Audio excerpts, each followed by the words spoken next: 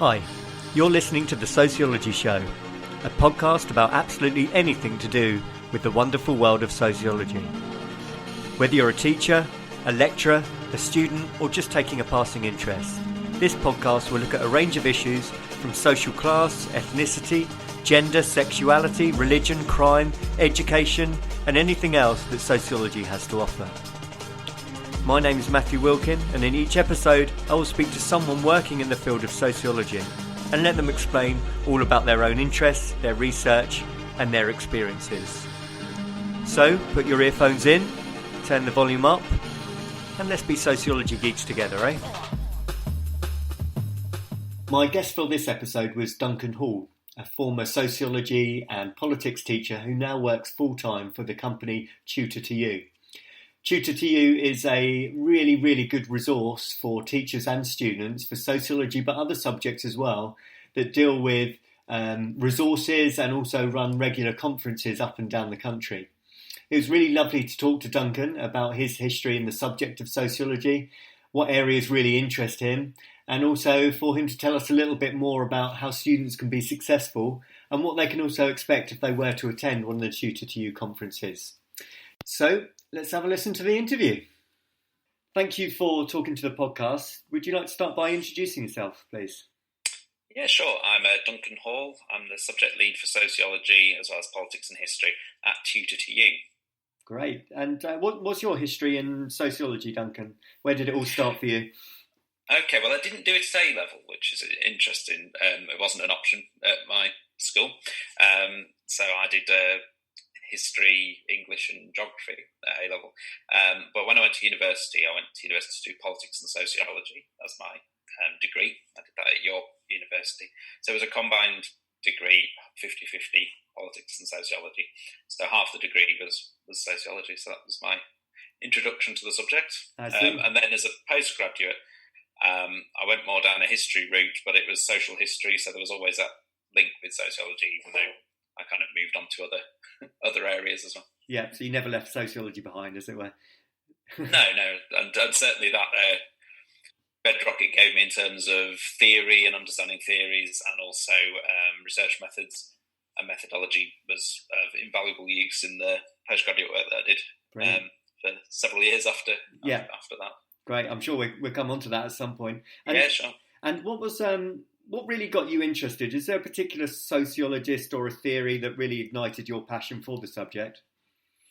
It's interesting. I often try and remember why I chose to do that degree, because obviously, as I said, I didn't do it at A-level and didn't know a huge amount about the subject when I made that choice. I know why I chose politics. I wanted to go and change the world, but I can't quite remember why I chose to do it alongside sociology. I was very lucky at university that one of my lecturers was Laurie Taylor, who does Thinking Aloud, and he was such a good lecturer. And so I remember, like, from the first couple of lectures, I was absolutely hooked because he was just a great speaker. People who were doing other subjects used to come and sit in the lectures. They were always absolutely bursting at the seams because they were so entertaining, as well as being intellectually stimulating. And it's interesting because I kind of went into sociology probably with a kind of Marxian leaning, and I probably kept that throughout, I suppose.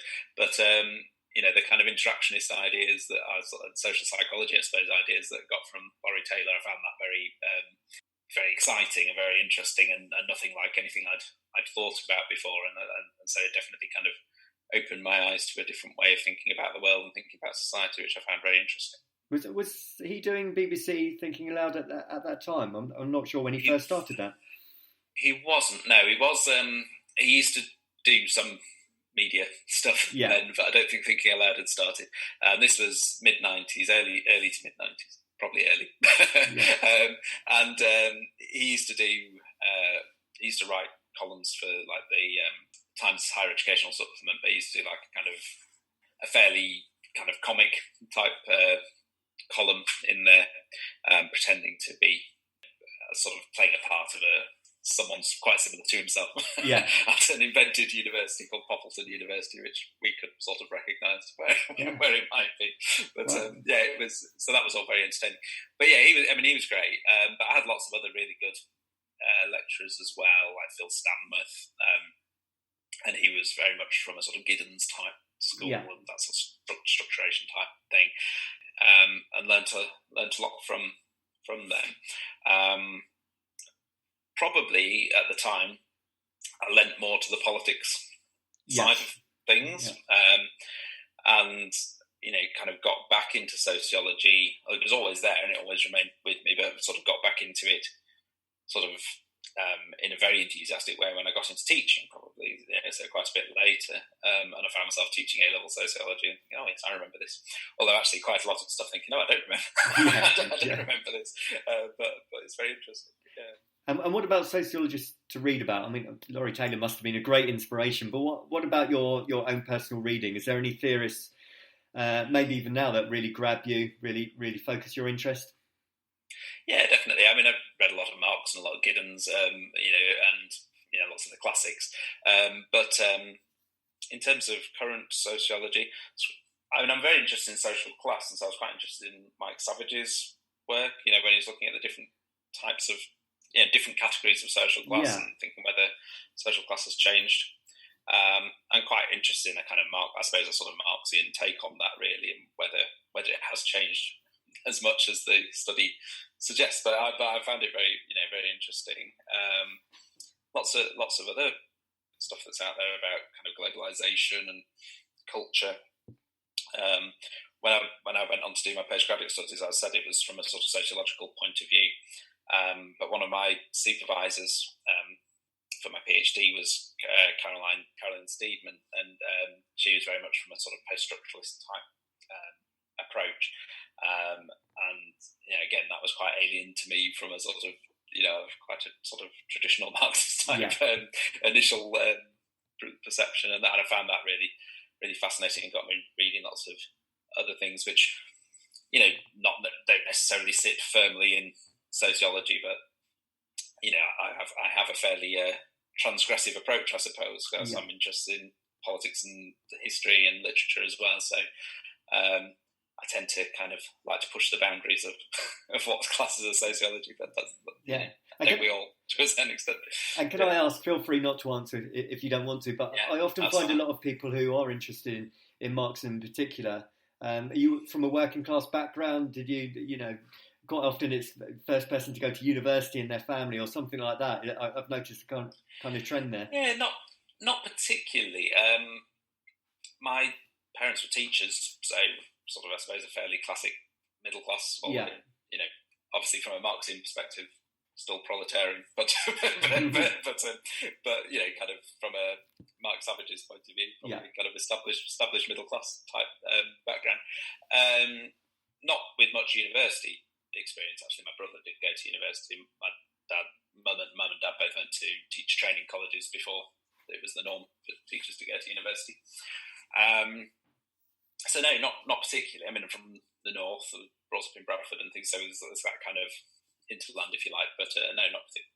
Yeah, that must have been quite an interesting area in terms of ethnicity, big Asian population in Bradford, right? Absolutely, yeah. I mean, I was born there as a young child, and then we sort of moved out into the Yorkshire Dales, the sticks, when I was a bit older. But still, absolutely, it's an interesting cultural mix. And obviously you've got Bradford and Leeds and various towns and cities around there. Yeah. Interesting you mentioned Mike Savage. He's agreed to do one of these in a few weeks. So, right, very good. Yeah. But he's a very, very, very engaging speaker as well. So really looking forward to that one. Moving on a little bit then. So after your studies going into teaching, is there any particular topics and theories that you really enjoy teaching or engaging with the students? Yeah, definitely. I mean, I always particularly enjoyed teaching quite radical ideas, if you like, so kind of Marxism, radical feminism, that kind of thing, because often it was something which the students were not particularly familiar with and would make them think about things in society in a different way and kind of open their eyes to. And they may well reject it, but it gets them to think about things in a way that actually I never thought of that, never seen that argument before.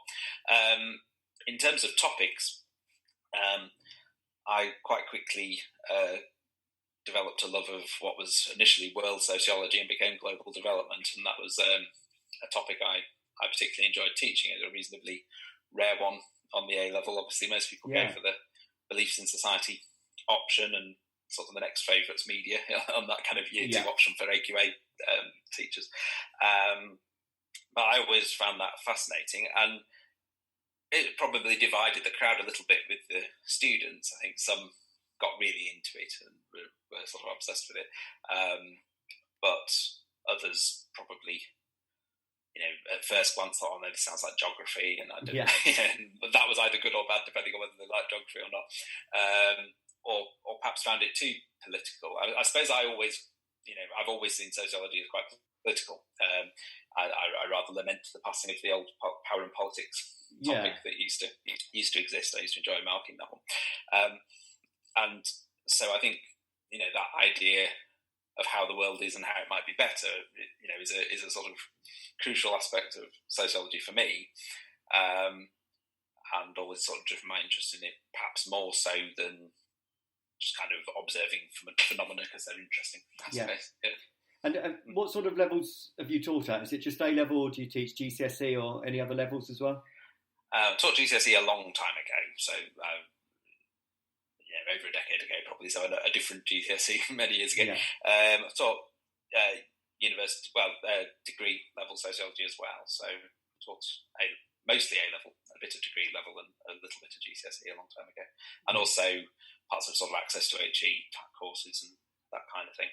Yeah, and what are your kind of makeup of students do you tend to get? Have you taught in sixth form colleges or state schools, independent?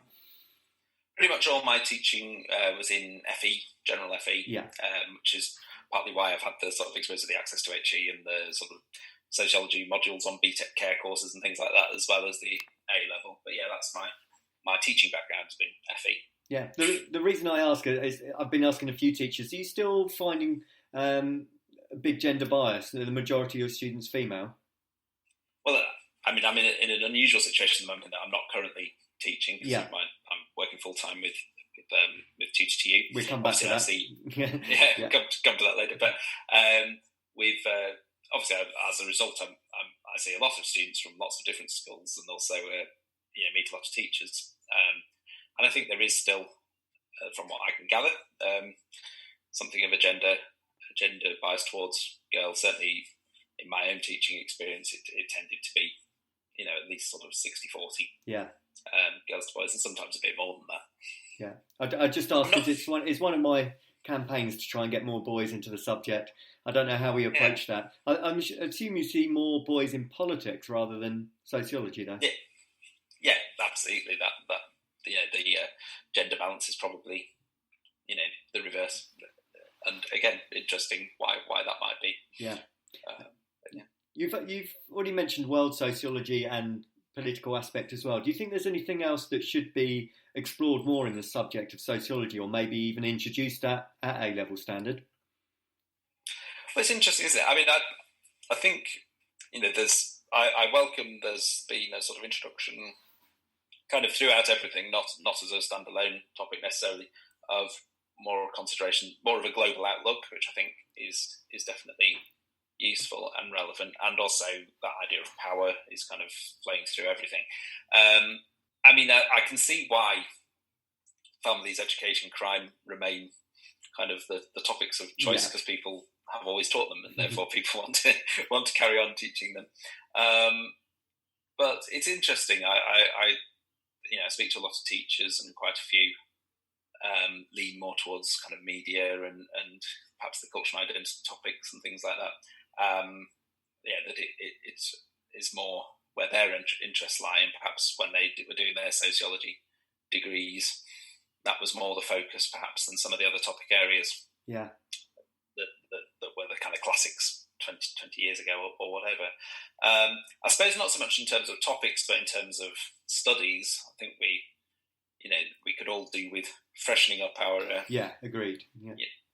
Who we read about. It's not that you'd ever want to dump some of the older ones. They're absolutely classic studies, but there's a lot of sociology going on now that A-level sociology students don't get to hear an awful lot about, probably for the most part. Yeah, I just think, I'm sure you're in the same position, but you're reading essays on the family, still looking at Parsons and Durkheim and people from years ago. It just seems perhaps it needs a little bit of refreshing, should we say? Yeah, I think most people would agree with that. I'm speaking to people at the exam boards and British Sociological Association and things like that. I think there's quite a consensus that needs a bit of a freshening up. I mean, it's tricky, isn't it? Because there are some studies that you're probably always going to want to include, and they're the classics, whatever, and you don't want to abandon those necessarily, but to teach them and fully understand them, and then have time to devote enough time to current studies is a challenge for whoever's designing the curriculum. But I think need to look at that. I mean, I suppose the nature of the A-level curriculum, certainly AQA, I think probably true of the other boards as well, is that it's sufficiently general.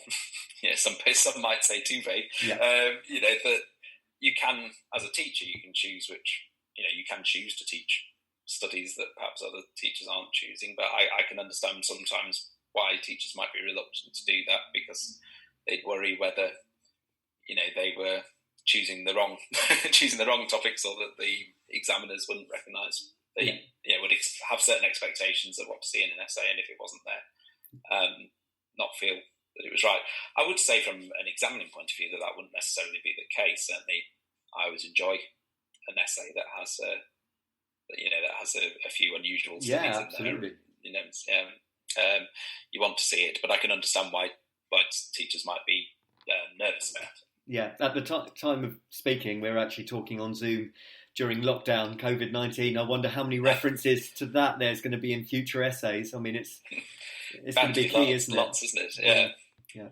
It's hugely interesting from a sociological point of view, isn't it? What's occurring, and the kind of the society without face-to-face socialising, or with certainly a lot less face-to-face socialising, is a fascinating thing to observe.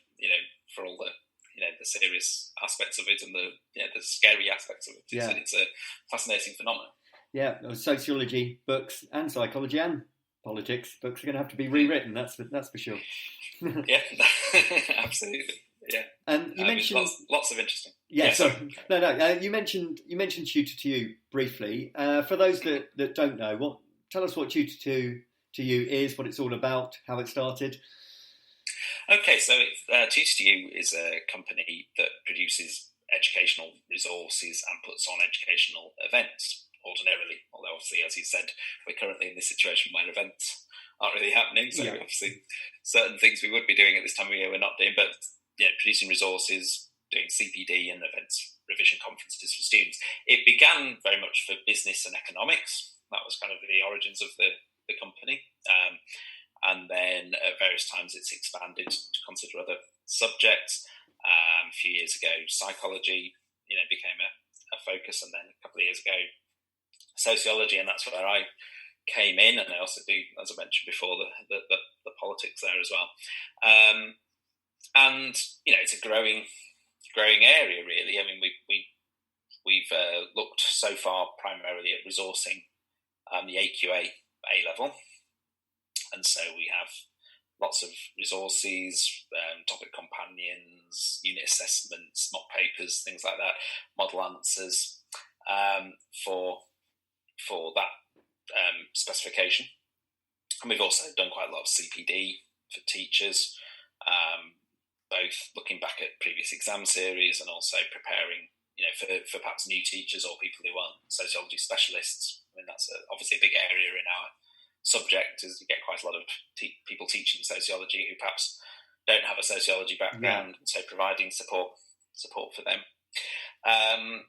And then also our revision conferences, which we put on each year, which are kind of workshops in a cinema. It's quite, if you haven't been to one, it's quite an unusual thing, really. You sit in a cinema, you've got the big screen, big PowerPoint presentation occurring on a big screen, lots of interactive activities through the day, with experienced speakers, people like myself, Craig Gelling. I don't know if you know the sociology guy. He does some of them. And we've had Kate Flatley. So various people who kind of you get to know on the sociology, particularly sociology Twitter and things like that. You get to know some people. They are involved in that. that's what we do. And then more recently, we've started doing some resources for GCSE as well, and that's a kind of a new area. So yeah, we're constantly adding to what we provide, and obviously sort of respond to what's occurring at the time. So at the moment, we're looking at things we can do for kind of supporting home learning and increasing the number of kind of video options and things that people can do sitting at home. In this very unusual situation. Yeah. My students in particular like a lot of your resources. You've got particular style, and you must have a good artist, someone working with your booklets, because they seem, just visually, they really stand out.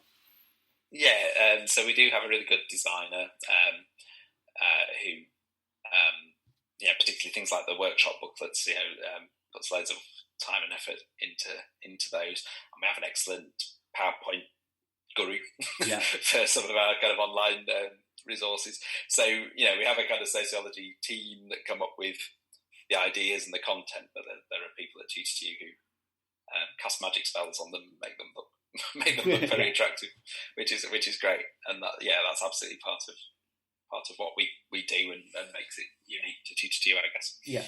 So if a student was thinking of coming to a conference, they've not been to a conference before, what can they expect? You mentioned a few things, but what can they expect other than the unusual surroundings of the cinema? Okay. Well, that is. The cinemas tend to. Well, they're often in big shopping centres and things like that. So it's quite a fun day out, really. You get big school trips, but also students coming on their own who choose to come along. And it varies a little depending on where we are and which workshop series it is. But there could be, 200 or 300 people in the cinema screen. So it can be.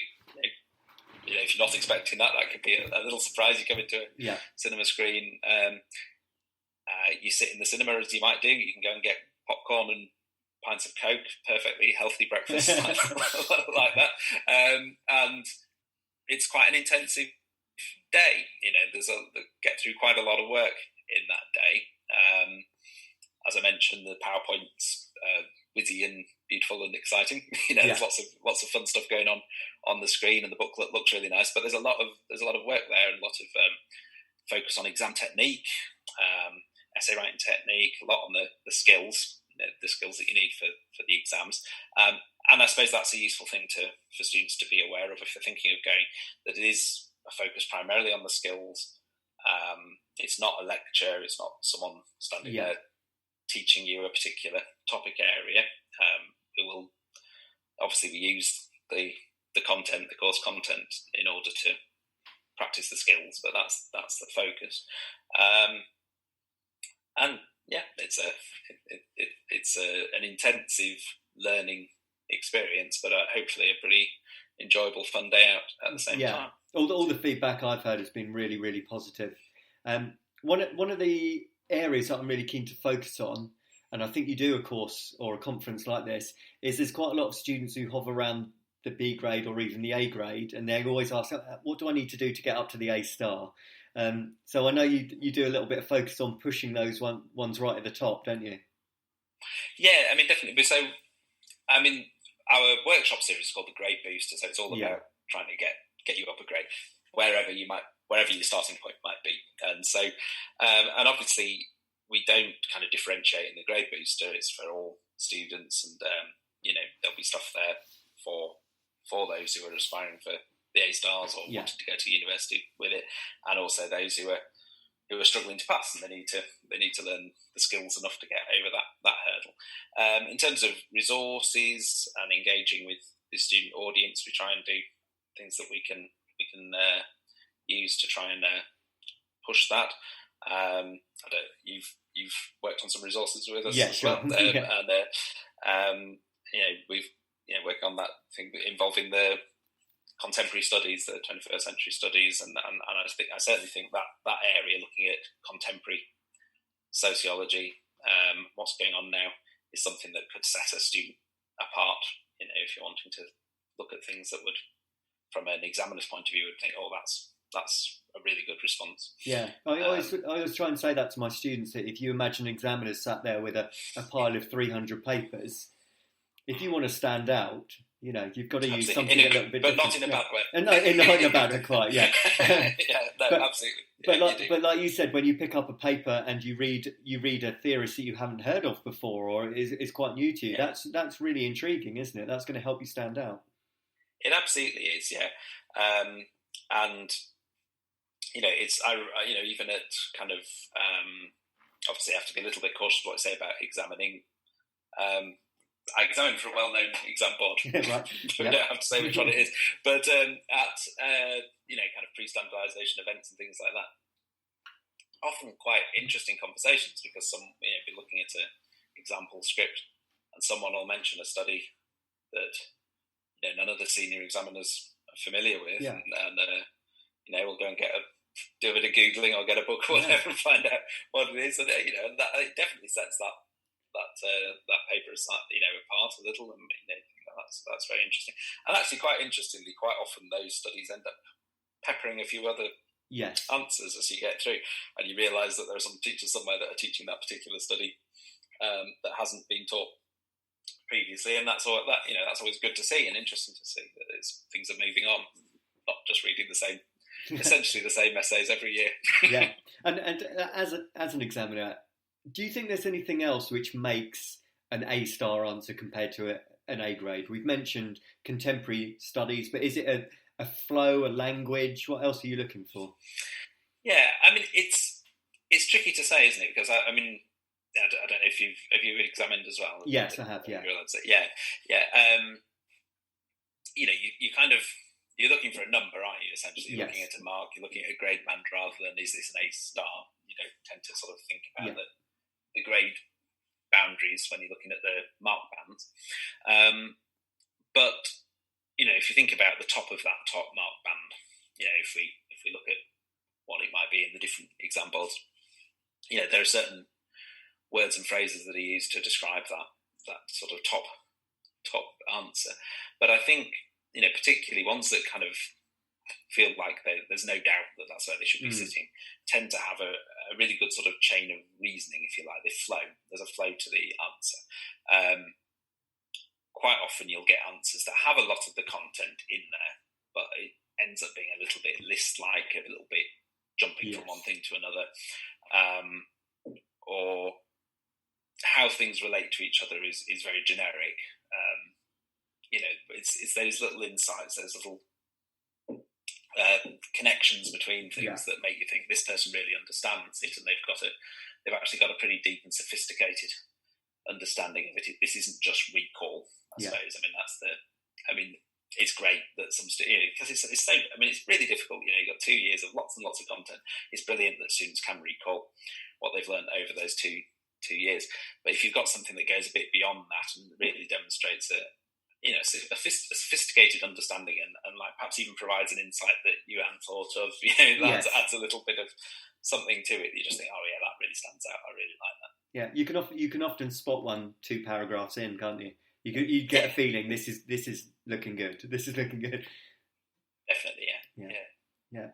Because one of the things that I was going to ask you, if there's anything to Tutor2U to help with this, is I've taught many students who've got all the knowledge, they know the facts, they know the details, they just can't write a good essay. They can't get the essay skills. So do you have any conferences or materials that help specifically with essay writing? Yeah, definitely. So I do quite a lot of work on that. I mean, it's a big feature of the Grade Booster workshops and the Strong Foundations workshops that we do. And I think we'll be looking at more online support for this as well, like kind of online modules that students could choose to do. So we look at real focus on the skills, because I mean that's kind of what you're getting at there. So there's two aspects of it, isn't there? One's the skills. Can you demonstrate application, analysis, and evaluation? And secondly, as you say, does it hang together as an essay? Does it work as an essay? And we do quite a lot on that. And it's interesting talking to teachers about it, because there are lots of sort of theories out there, aren't there? Lots of teachers have ideas about what what the essay should look like. Yes. What a completed essay should look like. And there's a lot of disagree. They don't all agree. There's a lot of certainty, and people are often certain in different ways. And I suppose one thing that I've picked up over time is that there are quite a lot of different ways to write a good essay, and so I suppose what we're always reluctant to do is to say it has to look like this. I think that can be quite useful at the lower end.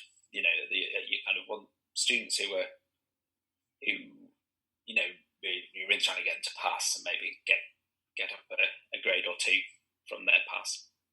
If you can give them a really clear, essentially writing frame, like this is what it should look like, that really helps. But there is a danger sometimes that you restrict, at the other end.